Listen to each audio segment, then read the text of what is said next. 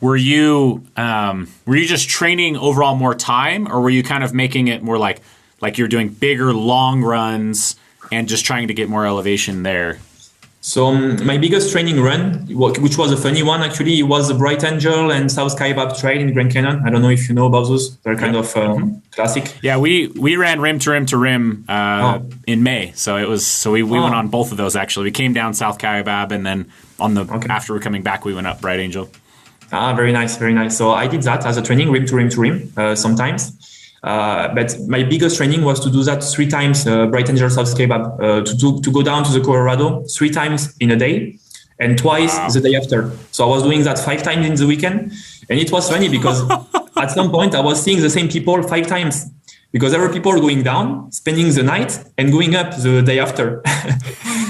So it was so funny. I was seeing the people 5 times while on their side, for some of them at least, doing it by the weekend, they were very proud of it. So they could not understand why I was doing that 5 times. So it was funny to see that. And those were my biggest training runs. It was about 150 kilometers and I don't know the elevation. I think it was about 6,000 meters, 20,000 feet, something like that in the weekend. Yeah, I want to say it's about 4,000 feet out. So 20,000 sounds right. Yeah, that was something like that in the weekend. So, and that was the end of my training, let's say. Then I took 2 weeks of rest, let's say. And that's what I did for my second attempt of the John Muir, where I failed again. And that's actually my second attempt also, which helps like a training for my third attempt, which happened 1 week after. How long was your second attempt? Was it a big effort, or did you start and just stop really quickly? It was a very big effort. It was I was 190 miles. I was about 30 miles from the finish. And what happened actually is that I knew, at least I believed, that I will get the FKT at this time. And by lack of experience, I lost my lucidity. And the third night of not sleeping, I was starting to face hallucination. The trees and the rocks talking to me and things. And they made me lose my mind. I was not eating and drinking anymore. I was not behaving as an ultra runner should behave when there is still 15 and 20 hours remaining. I was about 6 hours ahead of my pace, but I lost it within the last 15 hours because of overconfidence and loss of lucidity.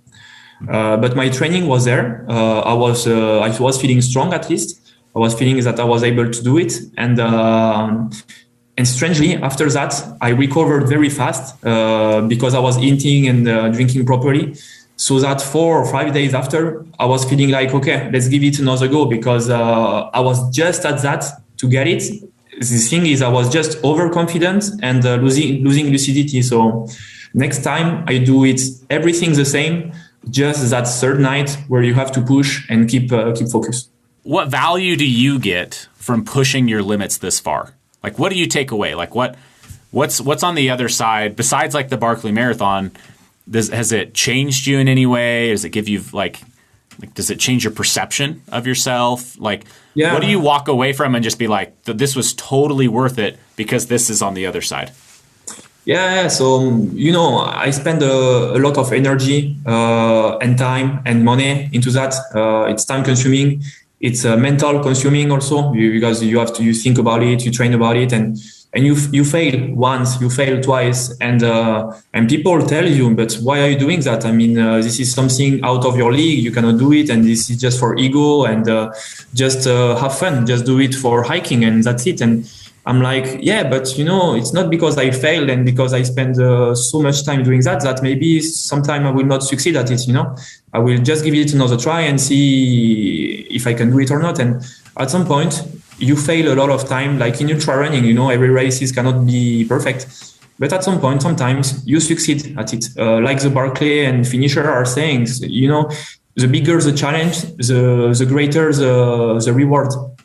So once you finished and once you actually succeed, you feel like I did not do that for nothing. I actually believed in myself. I saw my weaknesses. I was able to address them. So that gives you a lot of pride and confidence, thinking you can give you can give yourself big goals in the life for your job and whatever, and just think outside of the limits and just make the best effort to reach your goal.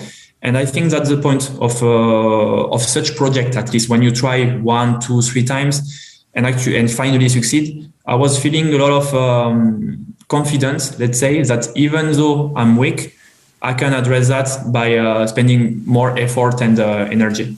That's awesome.